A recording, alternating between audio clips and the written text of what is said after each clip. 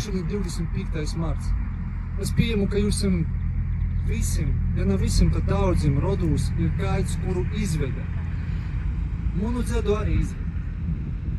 Pa tom pašam slīdam, pa kuram tagad vad precētis, portikis un it kā tranzitu, kuri 60% palīk Krīvejā. Kā es varu pieņemt to, ka joprojām vai tom slīdam, vai to ceļu, arī tagad ir, ka brauc kortējo fura, kamēr mēs itā esam, jau tos furu ir tik daudz, kas vairs nav saskaitāt.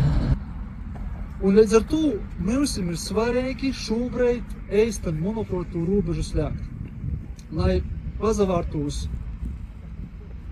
lai būtu spējīgs pazavērtīs, kā es saku, pēc aizīšanas nitos saules dzedam ačos, un lai bērni man naprasietu, pap, daļ ko tu neko neizdarīji, lai tos slīdis tiktu slēgtas.